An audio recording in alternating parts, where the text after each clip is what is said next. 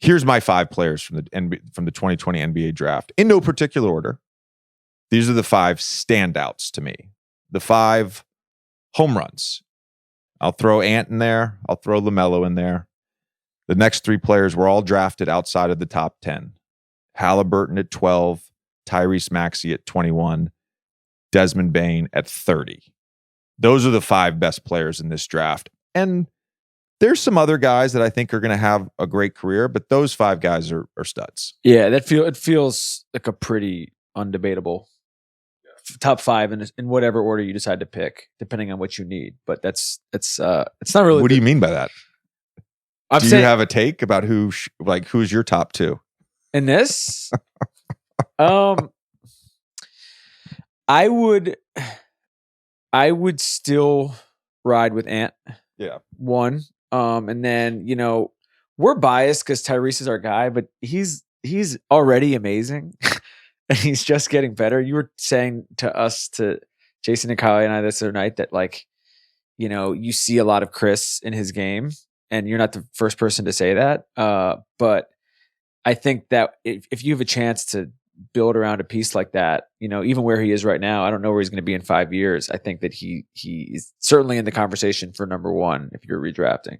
So those would be my top 2. But all these guys you can go. And I wanted, you're going to run through all your takes on these 5 right now. But one question I had for you about Maxey, just because when we were prepping for this, I was looking this up and I didn't realize how much better of a shooter he's gotten to be since he was in college. Yeah. And I'm curious if you knew that about him, because that probably explains some of his drop.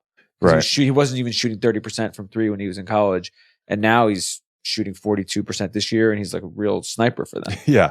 Now there's the development there is insane, I think, because I interviewed Maxey for a thing we did with Overtime during the NBA Finals in October of 2020.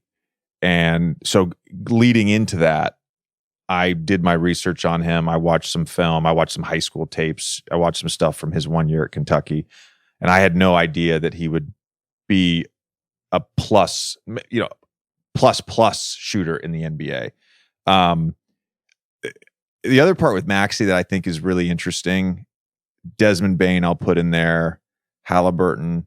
I think not having that normal draft process, like if you're in a room with those 3 guys, if you put a psychologist in front of them, if you have sort of the resources and the time and the normal face-to-face interactions and it's not on Zoom, like you come away very impressed with those 3 guys. Yeah. And I think, even in a normal year, I think Maxey, Bane, and Haliburton all go higher. I don't know that they go in the top 5, but I think they go higher than where they were drafted.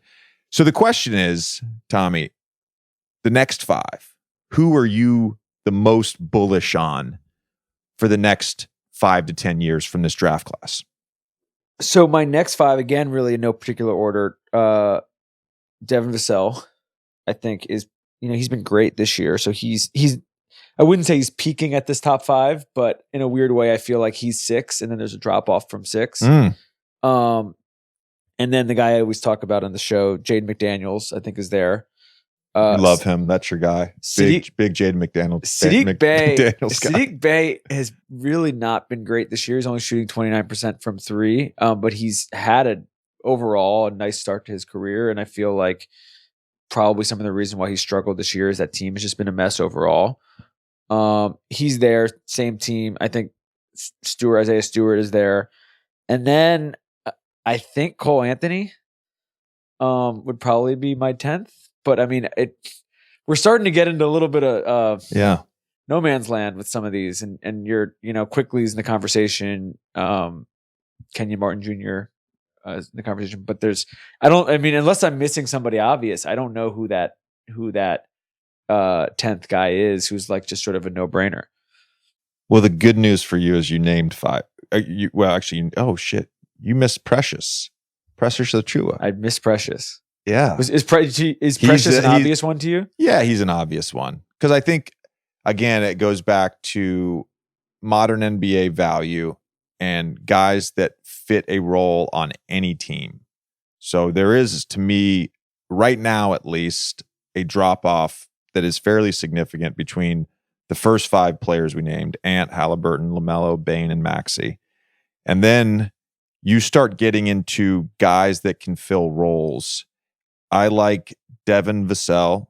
First of all, he was drafted 11, probably the best draft slot you can get drafted. Always rooting for guys that get drafted 11.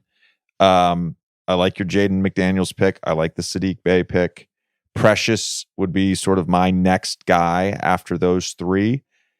Yeah, and then after that, I mean, it's a list of Peyton Pritchard, Cole Anthony, Isaiah Stewart, Emmanuel Quickley, Kenyon Martin, Boku. Yeah, I mean that's it, and it's not a very deep class. It is not. And one thing I wanted to ask you about this happens in every draft, and it is, there are sort of constant examples of this, but one guy that we've not mentioned at all is James Wiseman. Mm-hmm. And you look at that team and some of the holes they have on that bench right now, and he's not even on the team right now, he's in the G League.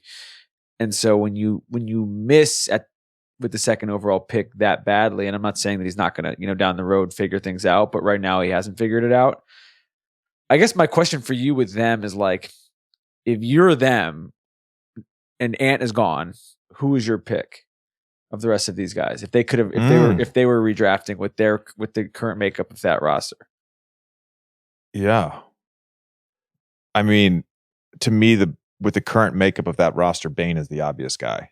You slot him right in more than Tyrese. Yeah, because I think Tyrese. I'm not saying I'm talking about fit here. Yeah, I'm not talking about fit. I'm not talking about. Oh, for sure. For this question, it's just fit. For the Warriors. Desmond Bane fits perfectly on that team. Tyrese, to me, is an orchestrator.